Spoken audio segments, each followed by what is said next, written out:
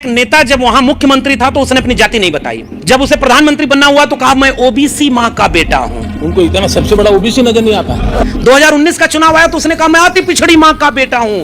भाइयों बहनों, मैं अति पिछड़ी जात में पैदा हुआ। मेरे ओबीसी समाज के लोगों तुम्हें गालियां दी जा रही हैं। मैं 1.5-2 किलो गाली रोज खाता हूं। मैं डेली 2 किलो, 2.5 किलो, 3 किलो गाली खाता हूं। मुझे आज तक 90 गाली दी गई, 92 गाली दी गई। मैं तो तुम्हारे लिए सेवा करता हूं। और अचानक जब ओबीसी समाज के लोग कहे कि जब महाराज आप भी ओबीसी हैं तो जाति जनगणना करवा दीजिए, उसने कहा ना ना, जाति तो होती ही नहीं, जाति केवल गरीब और अमीर होती है। ये धोखा किसने दिया? आपके मुताबिक हो तो आप अपनी जातियां गिनवाने लगते हैं, और जब इस मुल्क के 90% लोग हक मांगने लगे तो कहते हो जातिवाद बढ़ा रहे हैं हम।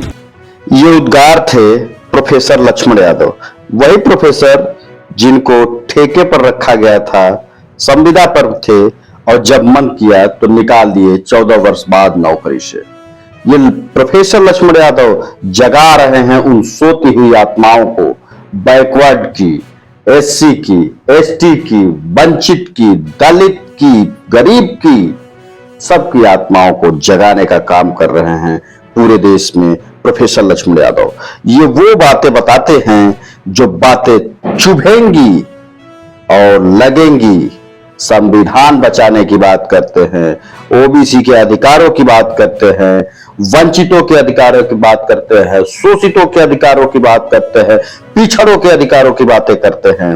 और ये बात तो करने का इनको परिणाम मिलता है, फल मिलता है कि इनकी नौकरी छीन ली जाती है। फिर भी आदमी उन सोती हुई आत्माओं को जगाने का काम करता है और पूरे देश में ये बातें जाकर के बताते हैं। अब क्या बात बनती है उन सोते हुए लोगों को कि वो जागते हैं कि नहीं जागते हैं? ये चुनाव से पहले, चुनाव के बाद हर समय जगा रहे हैं, केवल चुनाव के लिए नहीं।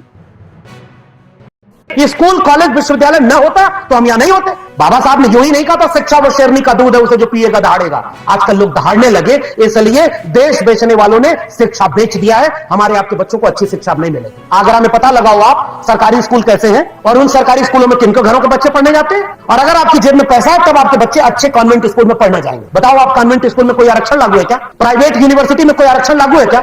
शिक्षा अगर बिक गई तो कोई आरक्षण मिलेगा क्या? तो आधा आरक्षण तो अपने आप खत्म, आधा संविधान अपने आप खत्म।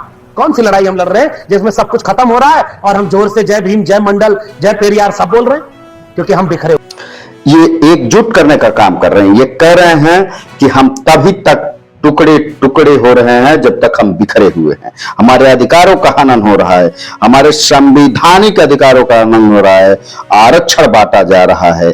क्या हम अभी वो शिक्षा ले पा रहे हैं? प्रोफेसर लक्ष्मण यादव कहते हैं कि हम अभी ठीक से विश्वविद्यालय जाना सीख चुके थे, अभी सीख रहे थे विश्वविद्यालय जाना, तब तक हमारी शिक्षा छीन ली गई, हमारे अधिकार छीन लिए गए, हमसे वो शेरनी का दूध छीन लिया गया। बाबा साहब जो कहते थे कि शिक्षा वह शेरनी का दूध है कि जो जितना पिएगा उतना दहाड़ेगा। हम फिर सुनेंगे किसी और को। जय हिंद।